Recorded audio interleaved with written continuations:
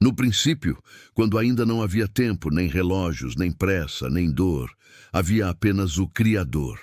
E desse Deus eterno veio um gesto poderoso: haja luz. Gênesis, capítulo 1, nos apresenta o início de tudo. Mas o que poucos percebem é que no som desse primeiro comando ecoava a promessa do fim. A criação não foi apenas o início da história humana. Ela foi também o prenúncio do seu clímax. O mesmo Deus que formou os céus e a terra é o que nos aguarda na eternidade, revelada em Apocalipse, capítulos 21 e 22.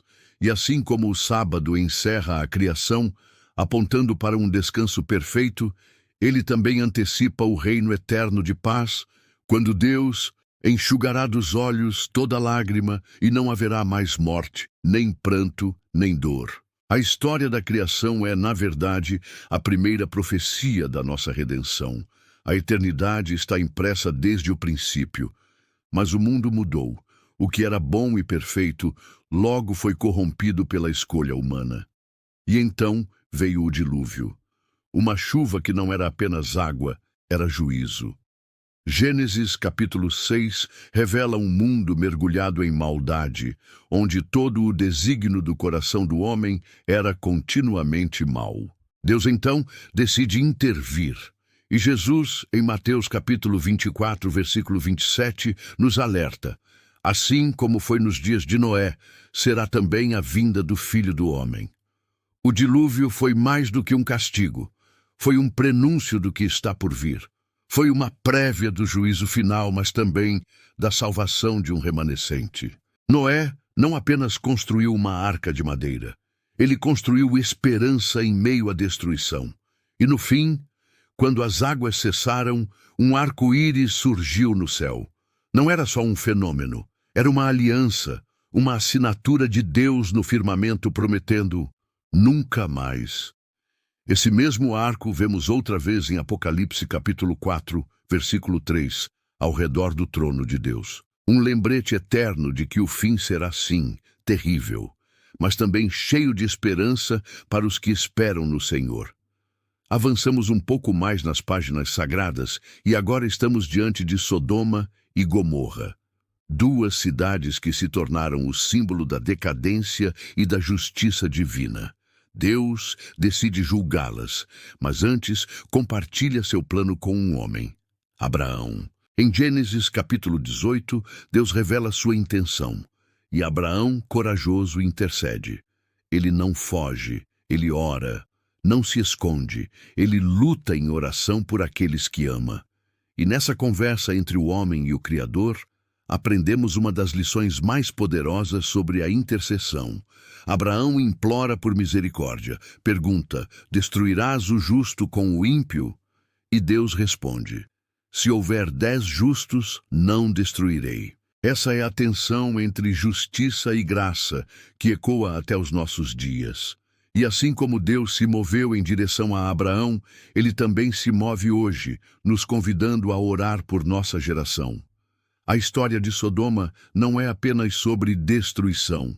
É sobre um Deus que escuta, um Deus que permite que o enfrentemos com compaixão, um Deus que não age sem primeiro revelar seus planos aos seus servos. E isso nos aponta para o tempo do fim, quando ele novamente revelará seus desígnios aos que o buscarem.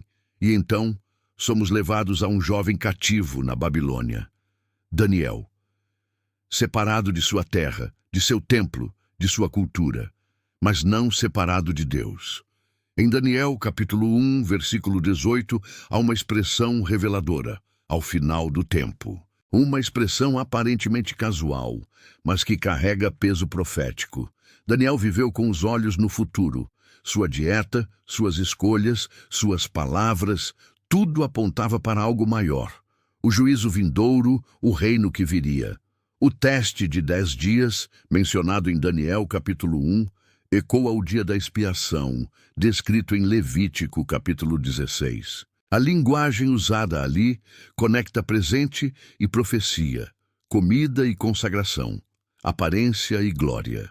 Em Daniel capítulo 8, versículos 13 e 26, essa visão ganha forma com as 2.300 tardes e manhãs, que apontam para a purificação do santuário, o clímax do grande conflito entre o bem e o mal.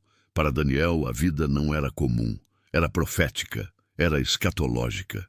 Ele via Deus em tudo, na comida, nas relações, no semblante de seus amigos. E nós? Conseguimos ver a eternidade em nossa rotina? Paulo, escrevendo aos Coríntios, nos lembra: essas coisas lhes aconteceram como exemplos e foram escritas como advertência para nós, sobre quem o fim dos tempos tem chegado. Primeira carta aos Coríntios, capítulo 10, versículos 11 e 12. Tudo o que lemos, a criação, o dilúvio, Sodoma e Gomorra, Daniel, não é apenas história, é aviso, é orientação, é esperança. A eternidade futura está embutida nas narrativas do passado. O Éden perdido será restaurado. A Arca de Noé será substituída pela Nova Jerusalém.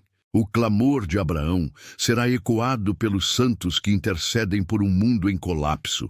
E os justos, como Daniel, brilharão como estrelas. Em Apocalipse, capítulo 22, vemos o final da história. Um jardim restaurado, uma cidade gloriosa, uma árvore da vida e Deus habitando entre os homens. Tudo aponta para esse dia, e tudo nos convida a vivermos como cidadãos da eternidade, ainda aqui na terra.